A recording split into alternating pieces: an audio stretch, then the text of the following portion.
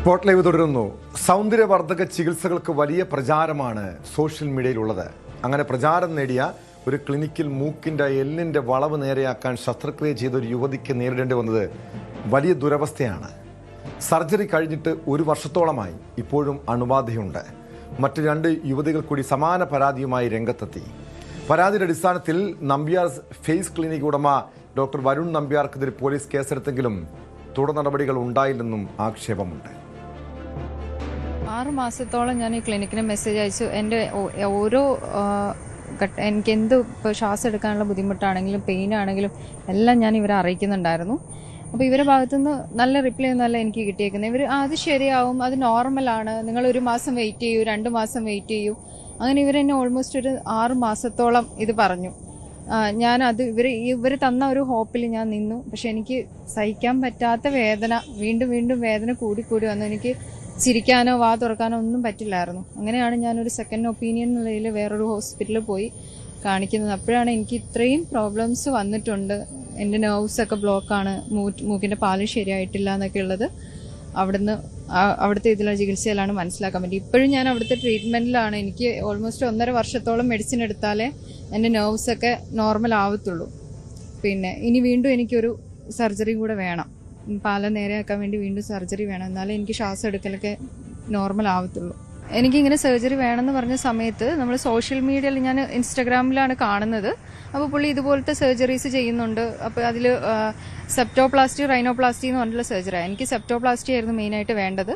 അപ്പോൾ ഞാൻ സെപ്റ്റോപ്ലാസ്റ്റി ചെയ്യണമെന്ന് പറഞ്ഞാൽ ഡോക്ടറെ അടുത്ത് പോകുന്നത്. പിന്നെ ഡോക്ടർ താല്പര്യപ്രകാരമാണ് അതിൽ റൈനോപ്ലാസ്റ്റിയും കൂടെ ഡോക്ടർ ആഡ് ചെയ്യുന്നത്. അപ്പം അത് അന്ന് സർജറിയുടെ അന്ന് രാവിലെ ഡോക്ടർ തീരുമാനിച്ചിട്ട് എൻ്റെ അടുത്ത് ജസ്റ്റ് ഒരു കീ ഹോൾ സർജറി ചെയ്യാമെന്ന് പറഞ്ഞ് വിളിച്ചു വരുത്തിയിട്ട് അന്ന് മോർണിംഗിൽ ഡോക്ടർ പ്ലാൻ മാറ്റിയിട്ടാണ് എന്നെ ഓപ്പൺ സർജറി ചെയ്യുന്നത്. അതും ലോക്കൽ അനസ്തേഷ്യ തന്നിട്ട്. എന്നോട് ജനറൽ അനസ്തേഷ്യ തരുന്നതൊക്കെയാണ് പറഞ്ഞിരുന്നത്. അപ്പോൾ ഈ സോഷ്യൽ മീഡിയയിൽ പുള്ളി കൊടുത്തേക്കുന്ന പരസ്യം എന്താണ് ശരിക്കും പുള്ളിയുടെ ക്വാളിഫിക്കേഷൻ എന്ന് ആർക്കും മനസ്സിലാവത്തില്ല. പല തരത്തിലുള്ള ചികിത്സകൾ പുള്ളി ചെയ്യുന്നുണ്ട്. സ്കിന്നാണെങ്കിലും നമുക്ക് മനസ്സിലാവില്ല. നമ്മൾ ശരിക്കും പുള്ളി ഒരു പ്ലാസ്റ്റിക് സർജൻ ആണ്. ഇതെല്ലാം ആ ഒരു ഇതിലാണ് പോയത്. തെറ്റിദ്ധരിക്കപ്പെട്ടതാണ്. ശരിക്കും പറഞ്ഞ പുള്ളി സോഷ്യൽ മീഡിയയിലൂടെ എല്ലാവരെയും തെറ്റിദ്ധരിപ്പിക്കുകയാണ്. ആ രൂപത്തിലാണ് പുള്ളിയുടെ പരസ്യങ്ങളും കാര്യങ്ങളും എല്ലാം പോയിക്കൊണ്ടിരിക്കുന്നത്. അതേസമയം പരാതിക്കാരി തന്റെ കയ്യിൽ നിന്നും പണം തട്ടാനുള്ള ശ്രമമാണ് നടത്തുന്നതെന്ന് ഡോക്ടർ വരുൺ നമ്പ്യാർ പ്രതികരിച്ചു.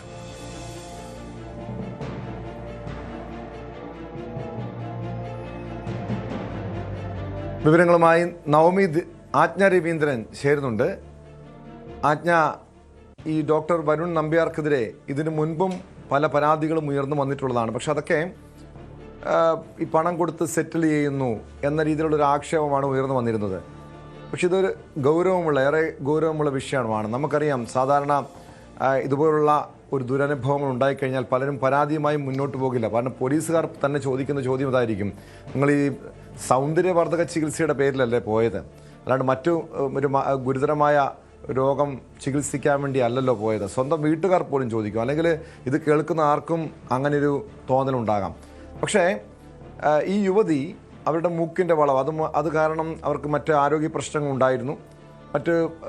നമ്മുടെ കേരളത്തിൽ മറ്റ് പ്രമുഖ ആശുപത്രികൾ പോയപ്പോൾ അതിന് വലിയ ഒരു ചികിത്സാ ചെലവ് ആവശ്യമാണ്, അല്ലെങ്കിൽ ശസ്ത്രക്രിയയ്ക്ക് വലിയ ചെലവ് ആവശ്യമാണ്. അതുകൊണ്ട് തന്നെയാണ് ഈ ഡോക്ടർ വരുണിൻ്റെ ക്ലിനിക്കിൽ പോയതെന്നാണ് ഞാൻ മനസ്സിലാക്കുന്നത്. അതേ തുടർന്ന് അവർ കഴിഞ്ഞ 1 വർഷത്തോളമായി വലിയ ദുരിതം അനുഭവിക്കുന്നുണ്ട്. മൂക്കിൽ അണുബാധ ഉണ്ടാകുന്നു. അതേ തുടർന്ന് വലിയ രീതിയിലുള്ള ആരോഗ്യ പ്രശ്നങ്ങൾ. ഇതുമായി ബന്ധപ്പെട്ട് വരുണിനെ സമീപിച്ചു, പോലീസിനെ സമീപിച്ചു. ആദ്യഘട്ടത്തിൽ പരാതി സ്വീകരിക്കാൻ പോലും തയ്യാറായില്ല. വരുൺ ഇവർക്കെതിരെ മറ്റ് നിയമ നടപടികൾ സ്വീകരിച്ചു. അങ്ങനെ കുറേ നാളുകളായി ഈ യുവതി വലിയ ദുരിതം അനുഭവിക്കുന്നുണ്ട്.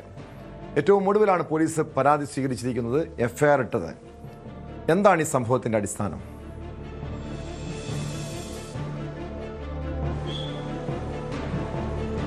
ടോം, ആ യുവതി തന്നെ നമ്മളോട് സംസാരിച്ചതനുസരിച്ചിട്ട് അവരുടെ മൂക്കിലെ വളവ്, അതായത് മൂക്കിന്റെ ഭിത്തി വളഞ്ഞിരിക്കുന്നത് ശരിയാക്കുന്നതുമായി ബന്ധപ്പെട്ട് അത്തരത്തിലുള്ള വളവുകൾ ഉണ്ടാകുമ്പോൾ ശ്വാസതടസ്സം ഉണ്ടാകും. അത് ശ്വസിക്കാൻ ബുദ്ധിമുട്ടുണ്ടാവുകയൊക്കെ ചെയ്യും. അതുകൊണ്ടാണ് അവർ ഈ സെപ്റ്റോപ്ലാസ്റ്റി എന്ന് പറയുന്നത് ആ വിഭാഗത്തിൽപ്പെട്ട ശസ്ത്രക്രിയയാണ്. അപ്പോൾ അത് സെപ്റ്റോപ്ലാസ്റ്റി ചെയ്യാൻ വേണ്ടിയാണ് ഇവർ നമ്പ്യാർസ് ക്ലിനിക്കിനെ സമീപിച്ചതെന്നാണ് വ്യക്തമാകുന്നത്. അതേസമയം ഈ റൈനോപ്ലാസ്റ്റി എന്ന് പറയുന്നത് മൂക്കിന്റെ ആകൃതി മാറ്റുകയും അതിന് രൂപഭംഗി വരുത്തുകയും ചെയ്യുന്ന തരത്തിലുള്ള ഒരു തരം സർജറിയാണ്. ഇത് കൂടിയാണ് അദ്ദേഹം സജസ്റ്റ് ചെയ്തിട്ടുള്ളത് എന്നുള്ളത്. ഈ റൈനോപ്ലാസ്റ്റി സജസ്റ്റ് ചെയ്ത ഡോക്ടറാണ്. അതേസമയം ഇവർ ആദ്യത്തെ മൂക്കിലെ വളവ് പ്രത്യേകിച്ച് ശ്വാസതടസ്സവുമായി ബന്ധപ്പെട്ടാണ് ഈ ഒരു ചികിത്സയുമായി ബന്ധപ്പെട്ട് ഈ ക്ലിനിക്കിനെ സമീപിക്കുന്നത്. സോഷ്യൽ മീഡിയയിലൂടെ നിരന്തരം കണ്ട് പരിചിതനായ ഒരു ഡോക്ടറാണ്. അത് നമുക്ക് എല്ലാവർക്കും അറിയാം. അങ്ങനെ നിരന്തരം ഇൻഫ്ലുവൻസർ ആയിട്ടുള്ള ഒരു ഡോക്ടറുടെ ക്ലിനിക്ക് തന്നെയാണ്. അതുകൊണ്ട് തന്നെ അതിലുണ്ടായിരുന്ന വിശ്വാസ്യതയെ ചോദ്യം ചെയ്യേണ്ടുന്ന ഒരു സാഹചര്യം ഈ ടോം ഇപ്പോൾ സൂചിപ്പിച്ചതുപോലെ വലിയ ഇത്തരം ശസ്ത്രക്രിയകൾക്ക് മറ്റു ഹോസ്പിറ്റലുകൾ വലിയ തുക ഈടാക്കുന്ന സാഹചര്യത്തിൽ കയ്യിൽ ഒതുങ്ങുന്ന ഒരു തുകയിൽ ഈ ശസ്ത്രക്രിയ ചെയ്ത് തീർക്കാൻ ഒരു സാധാരണക്കാരനെ കൊണ്ട് പറ്റുമെങ്കിൽ സ്വാഭാവികമായിട്ടും അത്തരം ക്ലിനിക്കുകളെ സമീപിക്കുക സ്വാഭാവികമായ ഒരു പ്രൊസീജിയറാണ്. അങ്ങനെ തന്നെയാണ് ഇവിടെയും സംഭവിച്ചിട്ടുള്ളതെന്ന് മനസ്സിലാക്കുന്നുള്ളൂ. അതേസമയം ശസ്ത്രക്രിയയ്ക്ക് ശേഷം, അതായത് ഈ മെൽറ്റ് ചെയ്തു പോകുന്ന സ്റ്റിച്ചാണ് ഇതിലിട്ടിരിക്കുന്നതെന്നാണ് ഡോക്ടർ ആദ്യം പറഞ്ഞതെന്ന് പറയുന്നു. നമുക്കറിയാം, ഒരു വലിയ ശസ്ത്രക്രിയ ആണെങ്കിൽ അത്തരം സ്റ്റിച്ചുകൾ തന്നെ പ്രായോഗികമല്ല എന്നുള്ളതാണ്. കാരണം ഈ മുറിവ് കരിയുന്നതിനൊരു സമയമുണ്ട്.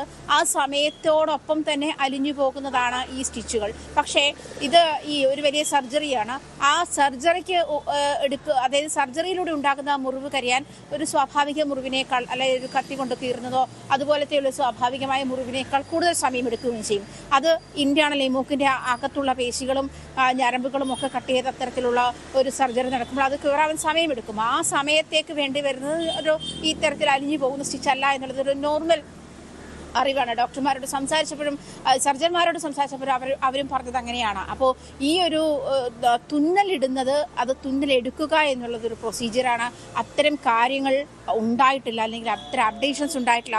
സാധാരണ നമ്മളൊരു ഹോസ്പിറ്റലിൽ ഇത്തരം സർജറി ചെയ്യുമ്പോൾ അടുത്ത നമ്മുടെ സിറ്റിംഗ് എന്നാണ് എന്നുള്ള കാര്യത്തിൽ, അടുത്ത റിവ്യൂ എന്തെടുക്കണം എന്നുള്ള കാര്യത്തിൽ വളരെ വ്യക്തത ഉണ്ടാകും. ഏത് ദിവസം എടുക്കണം, ഏത് ദിവസം വരെ മെഡിക്കേഷൻ ഉണ്ടാവണം, ഇത്തരം കാര്യങ്ങളൊക്കെ വളരെ കൃത്യത ഉണ്ടാകും. അത് ഉണ്ടായിട്ടില്ല നമ്പ്യാസ് ക്ലിനിക്കിൽ നിന്നുള്ളതാണ് പ്രധാനമായും ഈ യുവതി മുന്നോട്ട് വയ്ക്കുന്ന പരാതി. അതിനുശേഷം ഈ ഇൻഫെക്ഷൻ ഉണ്ടാകുന്നു, അത് മുറിവ് കരിഞ്ഞില്ല. ഈ ഒരു വർഷമായിട്ടും കഴിഞ്ഞ ദിവസം ആ യുവതി നമ്മളെ കാണാൻ വന്നപ്പോൾ അതിൻ്റെ ഒരു ഭീകരത നമുക്ക് മനസ്സിലായതാണ്. അവരുടെ സർജറി ചെയ്തിട്ടുള്ള ഫോട്ടോസ്, നമ്മൾ ആ സമയത്തെ ഫോട്ടോസ് കണ്ടപ്പോൾ തന്നെ നമുക്ക് മനസ്സിലായതാണ് എത്ര തീവ്രമായിട്ടുള്ള ഒരു ബുദ്ധിമുട്ടിലൂടെയാണ് അവർ കടന്നുപോയതെന്നുള്ളത്. മാത്രമല്ല, ലോക്കൽ അനസ്തേഷ്യയാണ് ഈ വലിയ സർജറിക്ക് നൽകിയത്.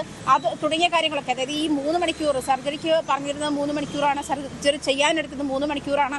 ഈ 3 മണിക്കൂറും ആ യുവതി ആ വേദന മുഴുവൻ സഹിക്കേണ്ടി വന്നു എന്നുള്ളതാണ്. അവർ പറഞ്ഞപ്പോൾ പോലും ലോക്കൽ അനസ്തേഷ്യ നൽകുന്ന ഒരു പ്രൊസീജിയറിലേക്കാണ് കടന്നത്, സെഡേഷൻ അല്ല നൽകിയിരുന്നത് എന്നുള്ളത് അവർ എടുത്തു പറയുന്നുണ്ട്. പ്രത്യേകിച്ച് ഇത്തരം വലിയ സർജറിക്കൊക്കെ ഈ അനസ്തേഷ്യ നൽകുന്ന ഒരു സാഹചര്യം കൂടി. ഇത്തരം നോർമലി ഒരു ശസ്ത്രക്രിയയ്ക്ക് പാലിക്കേണ്ടുന്ന മിനിമം മര്യാദകൾ ഈ ഹോസ്പിറ്റൽ പാലിച്ചിട്ടില്ല എന്നുള്ളതാണ് പ്രധാനമായിട്ടുള്ള പരാതി. അതിനുശേഷം ഇപ്പോഴും ആഫ്റ്റർ കെയർ എന്ന് പറയുന്ന ഒരു സംഭവം ഉണ്ടായിട്ടില്ല. അത് മാത്രമല്ല, ഇപ്പോഴും ആ പെൺകുട്ടിയുടെ മൂക്കിൽ നിന്ന് ദുർഗന്ധമുള്ള ഒരു സ്രവം ഉണ്ടാകുന്നുണ്ട്, അവർക്ക് ബുദ്ധിമുട്ടുണ്ടാകുന്നുണ്ട്. മറ്റൊരു ഹോസ്പിറ്റലിൽ ഇതുമായി ബന്ധപ്പെട്ടപ്പോഴാണ് സ്റ്റിച്ച് ഇപ്പോഴും എടുക്കാനുണ്ട്, സ്റ്റിച്ചിൻ്റെ ബാക്കി ഭാഗങ്ങളൊക്കെ ആ മൂക്കിൽ ഇരിക്കുന്നുണ്ട്. അതൊക്കെ അവർ റിമൂവ് ചെയ്ത ശേഷം ഈ നെർവ്സ് കംപ്ലീറ്റ് കട്ടായി എന്നുള്ളതാണ്, മൂക്കിലേക്കുള്ള നെർവ്സ് കംപ്ലീറ്റ് അടഞ്ഞിരിക്കുകയാണെന്നുള്ളതാണ്. അപ്പോൾ അവരനുഭവിക്കുന്ന അതായത് ഒരു വിശ്വസനീയം എന്ന് തോന്നിയ ഒരിടം അവർ ഓപ്റ്റ് ചെയ്തു എന്നുള്ളത് മാത്രമാണ് അവരുടെ ഭാഗത്തുനിന്നുണ്ടായുള്ള ഒരു തെറ്റ് എന്ന് വേണം മനസ്സിലാക്കാൻ. അതേസമയം ഡോക്ടർ നമ്മളോട് പറഞ്ഞത്, ഡോക്ടർക്ക് 15 ലക്ഷം രൂപ ആവശ്യപ്പെട്ടുകൊണ്ട് ഇവർ നഷ്ടപരിഹാരം ആവശ്യപ്പെട്ടുകൊണ്ട് 15 ലക്ഷം രൂപ തന്നാൽ ഇതിന് പിന്നാലെ നടക്കാതിരിക്കാം എന്നുള്ള പരാതിയും അത്തരത്തിൽ ഗുണ്ടകളെ വെച്ച് ഭീഷണിപ്പെടുത്തുകയും ചെയ്തു. അതിൻ്റെ ഒരു FIR രജിസ്റ്റർ ചെയ്തിട്ടുണ്ട്. കടവന്ത്ര പോലീസ് സ്റ്റേഷനിൽ അതിൻ്റെ FIR രജിസ്റ്റർ ചെയ്തതുമായി ബന്ധപ്പെട്ട കോപ്പി ഡോക്ടർ നമുക്ക് തന്നിരുന്നു. ഈ FIR രജിസ്റ്റർ ചെയ്തത് മാർച്ച് 10-നാണ്, 2026 മാർച്ച് 10-നാണ്. പക്ഷെ അതിന് മുൻപ് തന്നെ ഈ പെൺകുട്ടി മെയിൽ അയച്ചിട്ടുണ്ട്, പോലീസ് സ്റ്റേഷനിലേക്ക് മെയിൽ അയച്ചിട്ടുണ്ട്, ആരോഗ്യ മന്ത്രാലയത്തിന് മെയിൽ അയച്ചിട്ടുണ്ട്. ഇവരുടെ പരാതി സ്വീകരിച്ചതായി മന്ത്രാലയത്തിൽ നിന്നും ഇവർക്ക് മറുപടി കത്ത് ലഭിച്ചിട്ടുണ്ട്. അതൊക്കെ നടക്കുന്നത് ഫെബ്രുവരി മാസത്തിലാണ്. അപ്പോൾ ഇതിനെ ബീറ്റ് ചെയ്യാൻ വേണ്ടിയിട്ടാണോ ഇത്തരത്തിൽ ഡോക്ടർ ഒരു പരാതി നൽകിയത് എന്നുള്ള കാര്യത്തിൽ, അങ്ങനെ ഒരു കാര്യത്തിൽ ഇവിടെ ഇത്രയും നാളുകളായി ഇവർ നിയമപോരാട്ടം നടത്തുകയാണ്. കാരണം വലിയ തുക അന്ന് ശസ്ത്രക്രിയയ്ക്ക് വേണ്ടി വന്നു. അതിനുശേഷം തുടർ ചികിത്സയ്ക്ക് അതിനധികം ബുദ്ധിമുട്ടുകൾ നേരിടേണ്ടി വന്നു. അവർക്ക് ജോലി പോലും ചെയ്യാൻ കഴിയാത്ത സാഹചര്യം. ഇപ്പോഴും ആ യുവതി അതിൻ്റേതായ ആരോഗ്യ പ്രശ്നങ്ങൾ നേരിടുന്നുണ്ട്. പക്ഷേ പോലീസ് കുറേ നാളുകളായി, അത് വലിയ നിയമ പോരാട്ടങ്ങൾ നടത്തിയ ശേഷമാണ് കടവന്ത്ര പോലീസ് കേസെടുക്കാൻ പോലും തയ്യാറായത്. അതിനുശേഷം ഡോക്ടർ വരുണിൻ്റെ ഭാഗത്ത് നിന്ന് ഇന്ന് ന്യൂസ് 18 പ്രതികരണം ആരാഞ്ഞപ്പോൾ പോലും ഈ യുവതിക്ക് നേരെ, യുവതിയെ അധിക്ഷേപിക്കുന്ന രീതിയിലുള്ള പ്രതികരണമാണ് അയാളുടെ ഭാഗത്തു നിന്നുണ്ടായത്. ഇവിടെ എങ്ങനെയാണ് ഈ കേസ് അട്ടിമറിക്കപ്പെട്ടത്? ഇയാൾക്ക് വലിയ സ്വാധീനമുള്ള വ്യക്തിയാണോ? ഇങ്ങനെ പല രീതിയിൽ ഇവർക്കെതിരെയും നേരത്തെ കേസ് കൊടുത്തിരുന്നു, യുവതിക്കെതിരെ നേരത്തെ കേസ് കൊടുത്തിരുന്നു എന്നാണ് ഞാൻ മനസ്സിലാക്കുന്നത്. അങ്ങനെയെങ്കിൽ ഇത് വലിയ സ്വാധീനമുള്ള ആളുകൾക്കെതിരെ ഒരു പരാതി വന്നു കഴിഞ്ഞാൽ നമ്മുടെ പോലീസ് സംവിധാനം എത്രത്തോളം മോശമായിട്ടാണ് ഇരകളോട് പെരുമാറുന്നത്, അല്ലെങ്കിൽ അവർക്ക് നീതി നിഷേധിക്കപ്പെടുന്നൊരു സാഹചര്യം നമ്മുടെ പോലീസ് സ്റ്റേഷനിൽ നിന്നുണ്ടാകുന്നു. ഇത് ആഭ്യന്തര വകുപ്പൊക്കെ ഏറെ ഗൗരവത്തോടെ കാണേണ്ട ഒരു വിഷയം തന്നെയല്ലേ?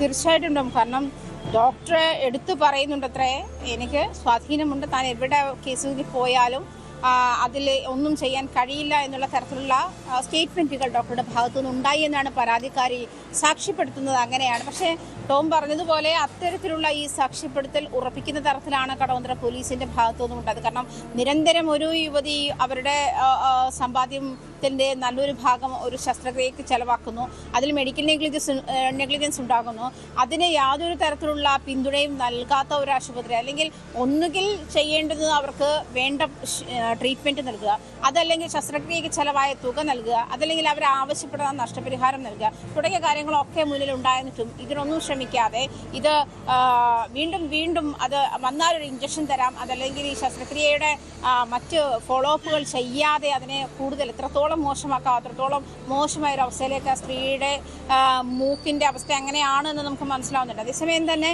മറ്റ് രണ്ട് പരാതിക്കാരെ കൂടി ഞാൻ ബന്ധപ്പെട്ടിരുന്നതാണ്. ഒരാൾ ഹൈക്കോടതിയിൽ പരാതിയുമായി ഇപ്പോൾ മുന്നോട്ട്, അത് മലപ്പുറം സ്വദേശിയാണ്, അവർ പരാതിയുമായി മുന്നോട്ട് പോകുന്നുണ്ട്. അതും വളരെ നേരത്തെ കഴിഞ്ഞ ഒരു വർഷമായി ഇതിന്റെ പരാതികൾ അതുമായി ബന്ധപ്പെട്ട കേസുകൾ നടക്കുന്നുണ്ട്. ഈ അവരുടെ പരാതി അവർക്ക് ഫേസ് ലിഫ്റ്റിംഗ് ആണ് ചെയ്തത്, അത് അവരുടെ മോഡലാണ്. അപ്പോൾ അതുമായി ബന്ധപ്പെട്ട ഫേസ് ലിഫ്റ്റിംഗ് ചെയ്തു, സൗന്ദര്യവർദ്ധക ചികിത്സ തന്നെയാണ്, ഫേസ് ലിഫ്റ്റിംഗ് ചെയ്തു. പക്ഷെ തുടർന്ന് അവർക്ക് അതിൻ്റെ ആഫ്റ്റർ എഫക്റ്റ് എന്ന് പറയുന്ന മുഖം മുഴുവൻ നീര് വെച്ച് പുറത്ത് കാണിക്കാൻ പറ്റാത്ത തരത്തിലായി എന്നുള്ളത് തന്നെയാണ് അവർ പറഞ്ഞത്. ഇവരുടെ കരിയർ പോലും ഇല്ലാണ്ടാവുന്ന തരത്തിലേക്ക് അത് മാറി. ഇപ്പോൾ അവർക്ക് ആ ജോലി ചെയ്യാൻ പറ്റുന്നില്ല. അവർ എന്തുദ്ദേശിച്ചിട്ടാണോ അത് ചെയ്തത് അതിന് നേരെ വിപരീത ഫലമാണ് ഉണ്ടായത്. ആ കേസാണ് ഇപ്പോഴും നടക്കുന്നത്. മറ്റൊരു പരാതിക്കാരിയുടെ പരാതി എന്ന് പറയുന്നത് അവരുടെ ഈ മുഖത്ത് കെമിക്കൽ പീലിംഗ് ചെയ്തതാണ്. കെമിക്കൽ പീലിംഗ് ചെയ്ത് ഒരുപാട് റാഷസും നീരും ഒക്കെ വന്നു, അത് പ്രശ്നമായി. പിന്നീട് അവർ പരാതി നൽകാൻ പോലീസ് സ്റ്റേഷനിൽ എത്തിയെങ്കിലും അവിടെ വെച്ച് ഇയാളെ വിളിച്ച ശേഷം അവരോട് വിളിച്ച് പറഞ്ഞു, ഈ പരാതിക്ക് അതായത് ശസ്ത്രക്രിയക്ക് ചെലവായിട്ടുള്ള പണം തിരികെ നൽകാമെന്ന് ഡോക്ടർ പറഞ്ഞു.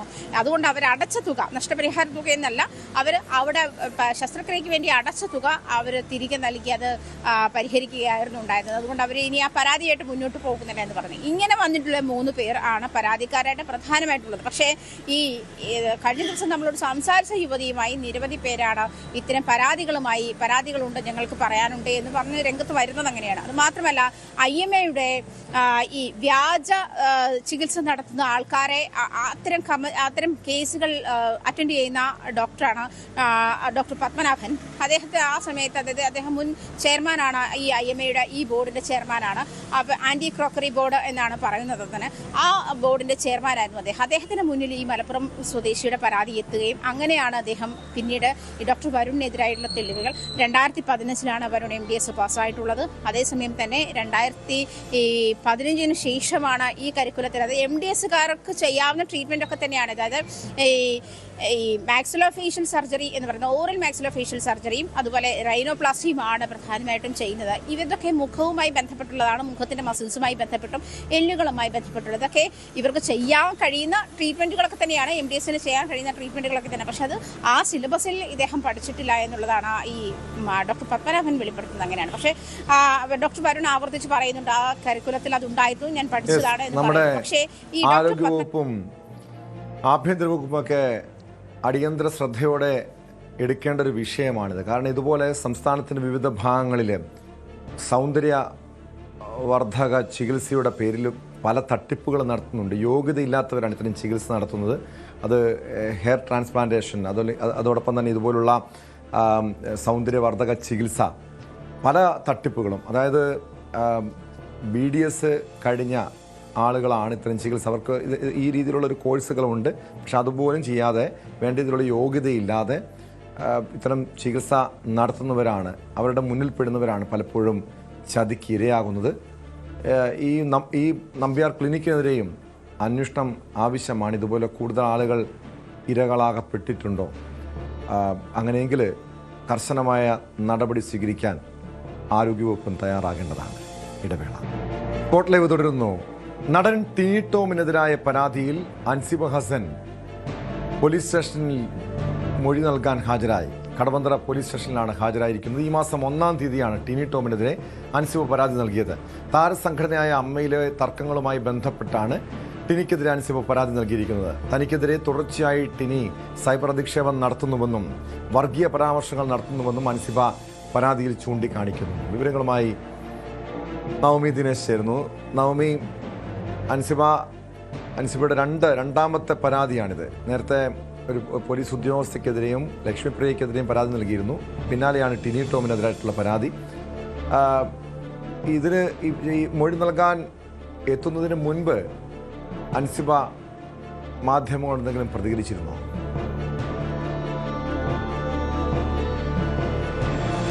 ടോം, എന്തായാലും അൻസിബ മാധ്യമങ്ങൾക്ക് മുന്നിൽ പ്രതികരിച്ചില്ല. ഈ മൊഴി നൽകിയതിനു ശേഷം സംസാരിക്കാം എന്ന് പറഞ്ഞുകൊണ്ടാണ് സ്റ്റേഷനുള്ളിലേക്ക് കടന്നിരിക്കുന്നത്. എന്തായാലും നേരത്തെയാണ് 1-ാം തീയതിയാണ് അൻസിബ ഈ പരാതി നൽകിയത്. ഇൻഫോ പാർക്ക് പോലീസിനാണ് പരാതി നൽകിയത്. പക്ഷെ ഈ പരാതിക്ക് അടിസ്ഥാനമായ സംഭവം നടന്നത് കടവന്ത്ര സ്റ്റേഷൻ പരിധിയിലായതിനാലാണ് പോലീസ് പരാതി ഇങ്ങോട്ടേക്ക് കൈമാറിയത്. ഈ അൻസിബ പറയുന്ന സന്ദർഭങ്ങളെല്ലാം നടന്നത് കടവന്ത്ര ഇൻഡോർ സ്റ്റേഡിയത്തിലായിരുന്നു. അവിടെ വെച്ചാണ് അമ്മയുടെ കുടുംബസംഗമം നടന്നത്. അവിടെ വെച്ചിട്ട് ടിനി ടോമിൽ നിന്നും ചില മോശ പരാമർശങ്ങൾ ടിനി ടോം തനിക്ക് എതിരെ പറഞ്ഞതായി അൻസിബ കേൾക്കുന്നു. പിന്നീട് തുടർന്നുള്ള സൈബർ ആക്രമണം, താൻ ഈ മതപരിവർത്തനത്തിനടക്കം പലരെയും നടത്താൻ ശ്രമിച്ചിട്ടുണ്ട് എന്ന തരത്തിൽ ടിനി ടോം പലരോടും പറഞ്ഞിട്ടുണ്ടെന്നാണ് ഹൻസിബയുടെ പരാതിയിൽ പ്രധാനമായും പറയുന്നത്. ഒപ്പം നീന കുറുപ്പിനോടും ടിനി ടോം വളരെ മോശമായ രീതിയിൽ പരാമർശങ്ങൾ നടത്തിയതും ആ കുടുംബസംഗമത്തിൽ വെച്ചായിരുന്നു എന്നുകൂടി പറയുന്ന പരാതിയിൽ സൂചിപ്പിക്കുന്നുണ്ട്. എന്തായാലും ഇതിനെ തുടർന്നാണ് പരാതി നൽകുവാനായി അൻസിബ തീരുമാനിക്കുകയും ഇൻഫോ പാർക്ക് പോലീസിന്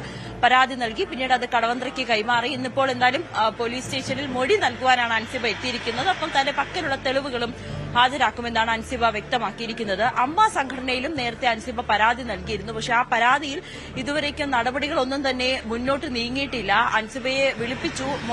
അൻസിബയ്ക്ക് പറയാനുള്ളത്, അൻസിബയുടെ കയ്യിലെ തെളിവുകൾ ഇതെല്ലാം ഹാജരാക്കണമെന്ന് ആവശ്യപ്പെട്ടുകൊണ്ട് അൻസിബയോട് വരാൻ ആവശ്യപ്പെട്ടുവെങ്കിൽ പോലും അൻസിബ മുന്നോട്ട് വെച്ച ഒരു സമിതിയിൽ തന്റെ പരാതി കേൾക്കേണ്ടത് ഈ പ്രസിഡന്റും സെക്രട്ടറിയും ആയിരിക്കരുത്, പകരം മറ്റ് ഈ കമ്മിറ്റിയിലുള്ളവർ അല്ലാത്ത 3 പേരുടെ പേരുകൾ മുന്നോട്ട് വെച്ചെങ്കിൽ പോലും അത് അംഗീകരിക്കാൻ സമിതിയിലുള്ളവർ തയ്യാറായില്ല. പ്രത്യേകിച്ച് പ്രസിഡന്റും ജനറൽ സെക്രട്ടറിയും ഇല്ലാതെ എങ്ങനെയാണ് ഈ പരാതി കേൾക്കുക എന്നാണ് അവർ ചോദിക്കുന്നത്. അതിന്റെ അടിസ്ഥാനത്തിൽ അവരെ ഉൾപ്പെടുത്തിയുള്ള ഒരു സമിതിയാണ് രൂപീകരിച്ചത്. പക്ഷേ അൻസിബയ്ക്ക് അതിനോട് താല്പര്യമില്ലാത്തതിനാലാണ് പിന്നീട് പരാതിയുമായി പോലീസിനെ സമീപിക്കുവാനും തീരുമാനിച്ചിരിക്കുന്നത്. ടിനി.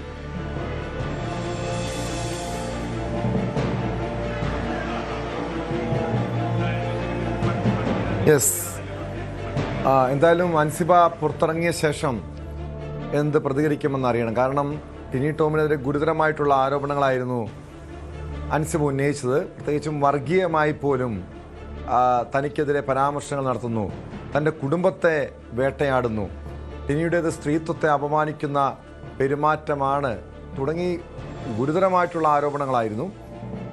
എന്തായാലും ഇനി പോലീസിൻ്റെ ഭാഗത്തു നിന്നുള്ള തുടർ നടപടികൾ എന്താണെന്ന് അറിയണം. ഈ ടിനി ടോമിനെ മൊഴിയെടുക്കാൻ വിളിപ്പിക്കുന്ന അത്തരം നടപടികൾ ഉണ്ടാകുമോ?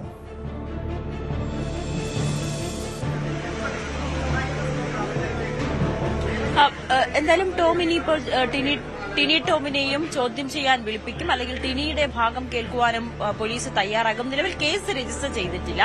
നേരത്തെ തൃപ്പൂണിത്തുറയിലെ കേസിലടക്കം, അല്ലെങ്കിൽ തൃപ്പൂണിത്തുറയിൽ അൻസിബ നൽകിയ പരാതിയിലടക്കം പോലീസ് ഇപ്പോഴും കേസ് രജിസ്റ്റർ ചെയ്തിട്ടില്ല. പകരം ഇരു വിഭാഗങ്ങളെയും കേട്ടതിന് ശേഷം തുടർ നടപടികൾ സ്വീകരിക്കാം. ഇതിപ്പോൾ പരിഹരിക്കാൻ പറ്റുന്ന പ്രശ്നമാണെങ്കിൽ അത്തരത്തിൽ മുന്നോട്ട് പോകട്ടെ എന്നൊരു തീരുമാനം തന്നെയായിരുന്നു അന്വേഷണ സംഘത്തിന്റെ ഭാഗത്തു നിന്നുമുണ്ടായത്. സമാനമായ നിലപാട് തന്നെയായിരിക്കും ഇവിടെയും ഉണ്ടാകുന്നത്. ഇത് എത്രമാത്രം തെളിവുകൾ ഹൻസിബയ്ക്ക് പോലീസിന് മുന്നിൽ ഹാജരാക്കാൻ കഴിയും എന്നുള്ളതാണ് ഏറ്റവും പ്രധാനപ്പെട്ട കാര്യം.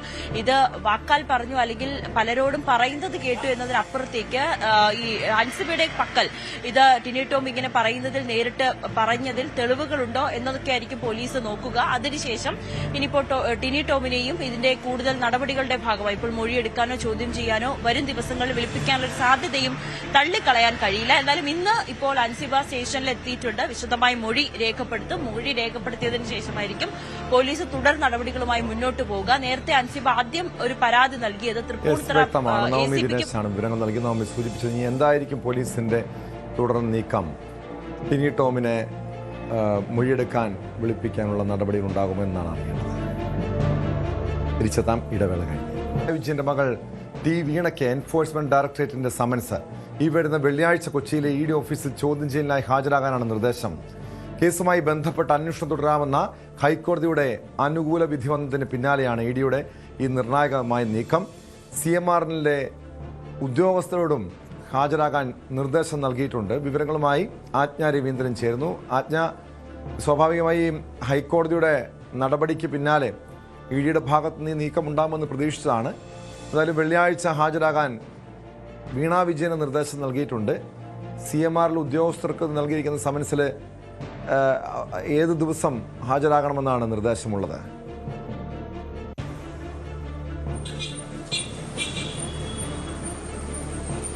ഇപ്പം മാസപ്പടി കേസുമായി ബന്ധപ്പെട്ട് വീണ വിജയൻ ഉൾപ്പെടെ 9 പേർക്കാണ് ഇ ഡി നോട്ടീസ് നൽകുന്നത്. എന്തായാലും വെള്ളിയാഴ്ച ഹാജരാകാനാണ് പറഞ്ഞിരിക്കുന്നത്.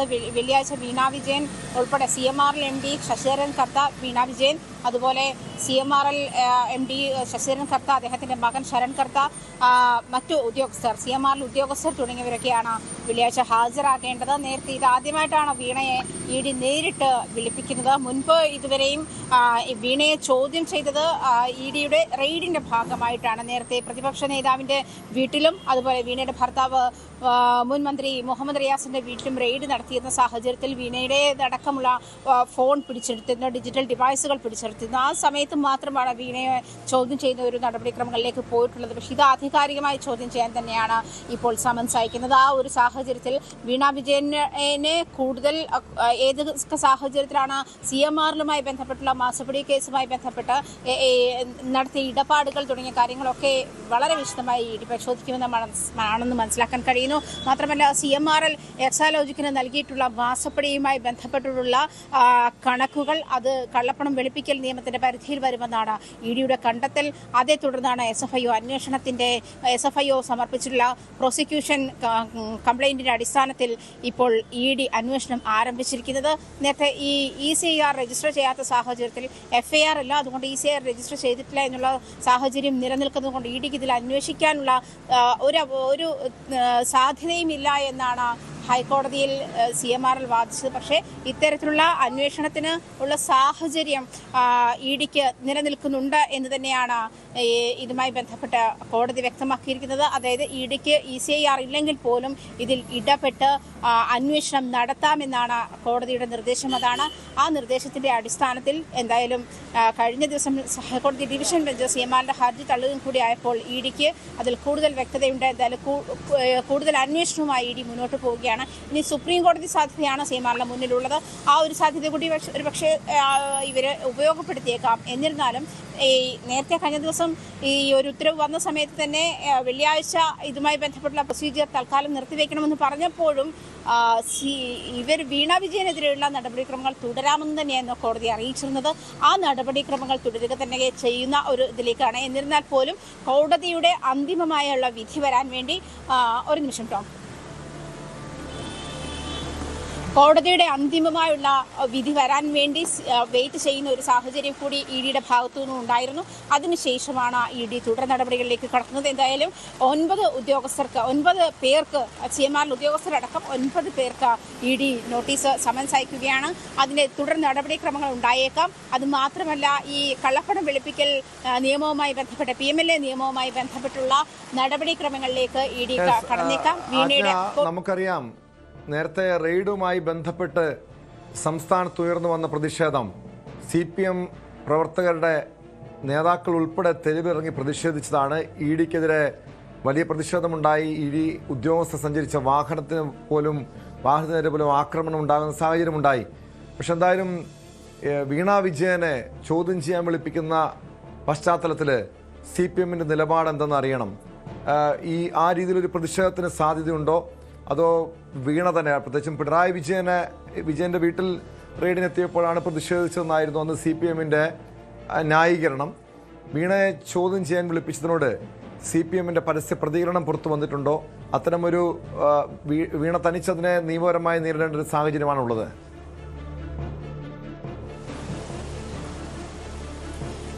നിയമത്തിന്റെ വഴിക്ക് പോകട്ടെ എന്നാണ് ജോൺ ബ്രിട്ടാസ് പ്രതികരിച്ച് കണ്ടത്. അങ്ങനെയാണ്.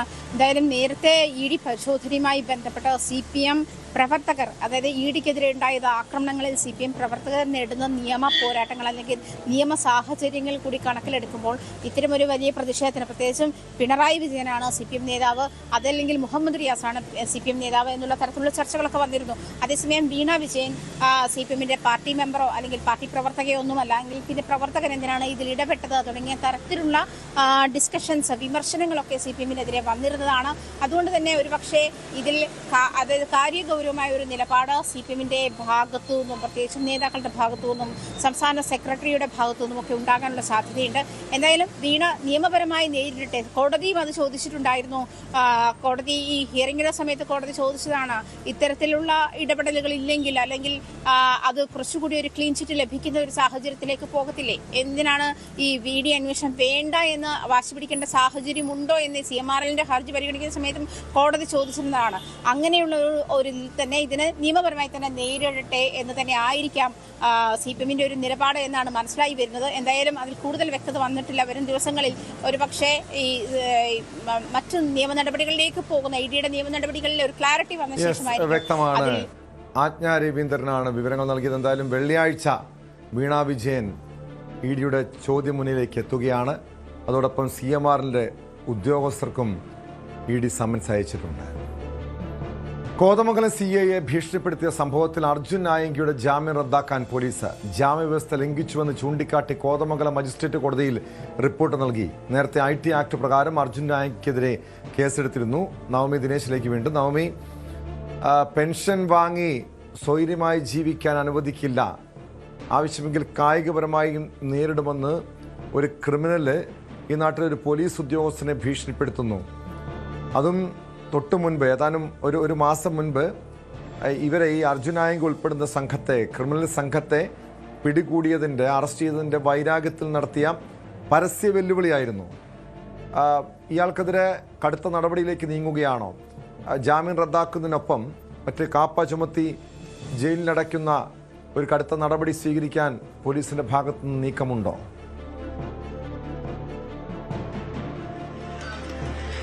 ടോം, കോതമംഗലം CI പ്രശാന്തിനെ വെല്ലുവിളിച്ചുകൊണ്ടും ഭീഷണിപ്പെടുത്തിക്കൊണ്ടുമുള്ള ഒരു ഫേസ്ബുക്ക് പോസ്റ്റായിരുന്നു അർജുൻ നായങ്കി തന്റെ സമൂഹ മാധ്യമങ്ങളിലൂടെ പങ്കുവച്ചത്. ഇത് പിന്നീട് വലിയ വിവാദമാവുകയും ചെയ്തു. അതിന്റെ അടിസ്ഥാനത്തിലാണ് ഇപ്പോൾ കോതമംഗലം മജിസ്ട്രേറ്റിന് മുന്നിൽ പോലീസ് ഇപ്പോൾ ഒരു റിപ്പോർട്ട് സമർപ്പിച്ചിരിക്കുന്നത്. ആ റിപ്പോർട്ടിൽ പറയുന്നത് അർജുൻ നായങ്കിയുടെ ജാമ്യം റദ്ദാക്കണമെന്നാണ്. ജാമ്യ വ്യവസ്ഥ ലംഘിച്ചുകൊണ്ടുള്ള ഒരു ഫേസ്ബുക്ക് പോസ്റ്റാണ് അർജുൻ നായങ്കിയുടേതായിട്ട് പുറത്തു വന്നത്. അതുകൊണ്ട് ജാമ്യം റദ്ദാക്കണമെന്നാണ് ഇതിൽ പ്രധാനമായും ആവശ്യപ്പെട്ടിരിക്കുന്നത്. എന്തായാലും ഇതിൽ ഒരു വാദം കേൾക്കും. വാദം കേട്ടതിന് ശേഷമായിരിക്കും കോടതി ഒരു ഉത്തരവ് പുറപ്പെടുവിക്കുക. എന്തായാലും നമ്മൾ ആ ഫേസ്ബുക്ക് പോസ്റ്റ് കണ്ടതായിരുന്നു. അന്ന് അർജുൻ നായങ്കിയെയും സുഹൃത്തുക്കളെയും 6 പേരടങ്ങുന്ന സംഘത്തെ കോതമംഗലത്തെ ഒരു റിസോർട്ടിൽ വെച്ചായിരുന്നു പോലീസ് പിടികൂടിയത്. ആ പോലീസ് പിടികൂടിയതിന് പിന്നാലെ സംഘടിത കുറ്റകൃത്യത്തിന് ഗൂഢാലോചന നടത്തിയെന്ന വകുപ്പിനെ തുടർന്നാണ് പിന്നീട് ഇവർ റിമാൻഡിലേക്ക് പോകുന്ന സാഹചര്യവും. അർജുൻ നായങ്കിയുടെ ഫേസ്ബുക്കിൽ പ്രധാനമായും പറയുന്നത് ആ പോലീസ് ഏമാന് എന്ന് പറഞ്ഞുകൊണ്ടാണ് ആ ഫേസ്ബുക്ക് പോസ്റ്റ് ആരംഭിക്കുന്നത്. പിന്നീട് അർജുൻ നായങ്കി അതിൽ പ്രധാനമായും പറയുന്നത് ഈ അർജുൻ നായങ്കിക്കൊപ്പം പിടികൂടിയതിൽ 2 പേരെ, അർജുൻ നായങ്കിയെക്കുറിച്ച് അറിയാത്ത 2 പേരാണ്.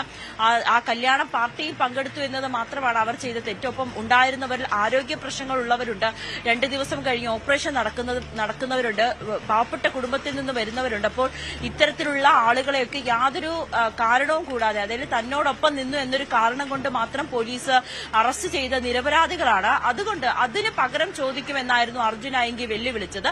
പെൻഷൻ പറ്റി സുഖമായി വീട്ടിലിരിക്കാമെന്ന് കരുതേണ്ട, സമാധാനത്തോടെ വീട്ടിലിരിക്കാം എന്ന് കരുതേണ്ട എന്നാണ് പോലീസ് ഉദ്യോഗസ്ഥനോട് പറയുന്നത്. എന്തായാലും ഈ ഒരു പോസ്റ്റ് വൈറലായതിന് പിന്നാലെയാണ് പോലീസ് ഇപ്പോൾ ജാമ്യ വ്യവസ്ഥ അർജുൻ ആയങ്കി ലംഘിച്ചു എന്ന് ഉയർത്തിക്കാട്ടിക്കൊണ്ട് പോലീസിന് മജിസ്ട്രേറ്റിന് മുന്നിൽ റിപ്പോർട്ട് സമർപ്പിച്ചിരിക്കുന്നത്. എന്തായാലും ഇതിൽ വിശദമായ വാദം നടത്തിയതിനു ശേഷമായിരിക്കും പോലീസ് കോടതി അർജുൻ ആയങ്കിയുടെ ജാമ്യം റദ്ദാക്കണമോ വേണ്ടയോ എന്നൊരു തീരുമാനത്തിലേക്ക് എത്തുക. ഈ അർജുൻ ആയങ്കിക്കെതിരെ മാത്രമായിരിക്കും അത്തരം നടപടി ഉണ്ടാവുക, അതോ അന്ന് കേസിൽ പിടിക്കപ്പെട്ടവരെ എല്ലാവരുടെയും ജാമ്യം റദ്ദാക്കാനുള്ള നീക്കം പോലീസിന്റെ ഭാഗത്തുനിന്നുണ്ടോ? കാരണം അർജുൻ ആയങ്കി പറയുന്നുണ്ട്, ഞാനും എൻ്റെ കൂട്ടാളികളും എത്ര നാൾ ജയിലിൽ കഴിയേണ്ടി വന്നാലും ഈ CAയോട് പ്രതികാരം ചെയ്യുമെന്ന്. അതായത് അർജുൻ ആയങ്കിയെ മാത്രം ജയിലിനടച്ചാലും കാര്യമില്ലല്ലോ, പുറത്തിയാളുടെ കൂട്ടാളികളുണ്ട്, അവരെയും പേടിക്കേണ്ടതല്ലേ, അവർക്കെതിരെ നടപടി ആവശ്യമല്ലേ?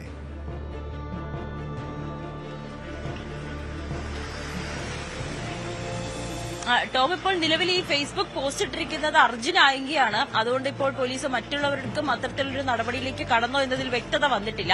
നിലവിൽ അർജുൻ ആയങ്കിക്കെതിരെയാണ് ഈ ജാമ്യ വ്യവസ്ഥ ലംഘിച്ചു എന്ന ആരോപണം ഉന്നയിച്ചുകൊണ്ട് അല്ലെങ്കിൽ അത്തരത്തിലൊരു പരാതി, ഒരു റിപ്പോർട്ട് ഇപ്പോൾ കോടതിയിൽ സമർപ്പിച്ചിരിക്കുന്നത്. എന്തായാലും മറ്റുള്ളവർ ഇതുവരേക്കും ജാമ്യ വ്യവസ്ഥ ലംഘിക്കാത്തൊരു സാഹചര്യത്തിൽ അർജുൻ ആയങ്കി മാത്രമാണ് അത്തരത്തിലൊരു പോസ്റ്റ് ഇട്ടിരിക്കുന്ന ഒരു സാഹചര്യം കണക്കിലെടുത്താണ് പോലീസ് ഈ ഒരു നടപടിയിലേക്ക് കടന്നിരിക്കുന്നത്. വ്യക്തമാണ്. നവമി ദിനേശാണ് വിവരങ്ങൾ നൽകിയത്. എന്തായാലും ഇതുപോലെ പോലീസിനെയും നിയമ സംവിധാനങ്ങളെയും വെല്ലുവിളിക്കുന്നത് ഏത് വ്യക്തിയാണേലും, ഏത് ക്രിമിനലാണെങ്കിലും, കൊടും കുറ്റവാളിയാണേലും അവർക്കെതിരെ കർശന നടപടി സ്വീകരിക്കണം, അവരുടെ ജാമ്യം റദ്ദാക്കണം. എന്തായാലും പോലീസ് കടുത്ത നടപടിയിലേക്ക് നീങ്ങിയിരിക്കുകയാണ്. Spot live പൂർണ്ണമാവുന്നു. നമസ്കാരം.